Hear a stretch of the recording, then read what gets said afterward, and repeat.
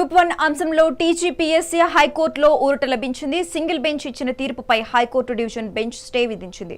Group 1 నియామకాలు చేపట్టుకోవచ్చని స్పష్టం చేసింది. అనంతరం తదుపరి విచారణను వచ్చే నెల 16కి వాయిదా వేసింది. గ్రూప్ 1 తుది మార్కుల జాబితా, జనరల్ ర్యాంకింగ్స్ ను రద్దు చేస్తూ ఇటీవల సింగిల్ బెంచ్ తీర్పు వెలువరించింది.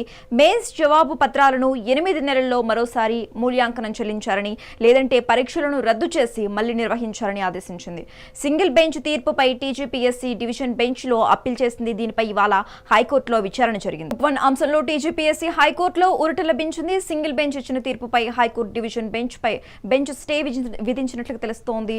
అయితే గ్రూప్ 1 నియామకాలు చేపట్టుకోవచ్చని స్పష్టం చేసినట్లుగా సమాచారం. ఇక ఇదే అంశానికి సంబంధించి మోర్ అప్డేట్స్ మా ప్రతినిధి శ్రీనివాస్ ఫోన్ ద్వారా అందిస్తారు. శ్రీనివాస్, టీజీపీఎస్ కి సంబంధించి హైకోర్టులో ఊరట లభించిందని చెప్పొచ్చు. ఏదైతే ఇటు గ్రూప్ 1 కు సంబంధించిన అంశంలో కూడా హైకోర్టు అంటే సింగిల్ బెంచ్ ఏదైతే పరీక్షలు రద్దు చేయాలని, లేదంటే మళ్ళీ రీవాల్యుయేషన్ చేయాలంటూ కూడా సింగిల్ బెంచ్ ఇచ్చిన తీర్పుని సవాల్ చేస్తూ కూడా తెలంగాణ ప్రభుత్వం టీజీపీఎస్సీ హైకోర్టు డివిజన్ బెంచ్కి వెళ్ళింది. ఈ నేపథ్యంలో కూడా విచారించిన డివిజన్ బెంచ్ గ్రూప్ 1 నియామకాలు చేపట్టుకోవచ్చు అంటూ కూడా స్పష్టం చేసింది. అయితే సింగిల్ బెంచ్ ఇచ్చిన తీర్పుకు స్టే విధిస్తూ కూడా ఏదైతే నియామకాలు చేపట్టుకోవచ్చుకొని స్పష్టం చేసింది. అయితే ఈ అనంతరం ఈ తీర్పును వచ్చే నెల 16 అయితే తుది మార్కుల జాబితాకు సంబంధించి కావచ్చు, జనరల్ ర్యాంకింగ్స్ ను రద్దు చేస్తూ ఇటీవల సింగిల్ బెంచ్ తీర్పు వెలువరించింది.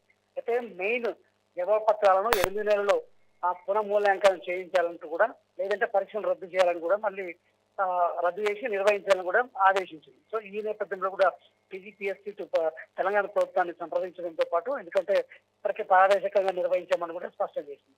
సో ఈ క్రమంలో కూడా డివిజన్ బెంచ్కి పోవాలి, అవసరమైతే సుప్రీంకోర్టుకు కూడా వెళ్ళాలి.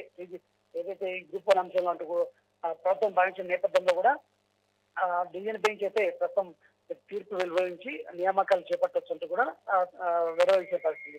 ఈ నేపథ్యంలో కూడా ఇది రాష్ట్ర ప్రభుత్వానికి టీజీపీఎస్సీకి ఊరట కలిగించే అంశం అని చెప్పొచ్చు.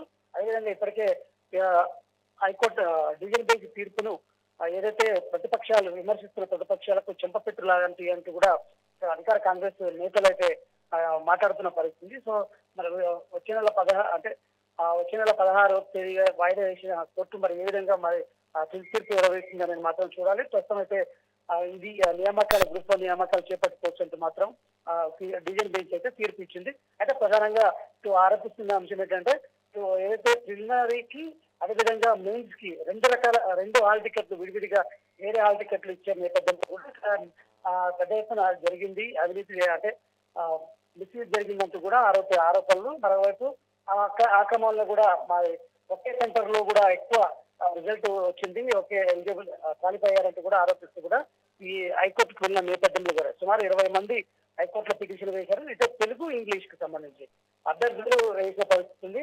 సో ఈ క్రమంలో కూడా డివిజన్ బెంచ్ అయితే తాజాగా తీర్పు వెలువరించి నియామకాలు చేపట్టొచ్చని మాత్రం తీర్పు ఇచ్చిందని చెప్పాలి.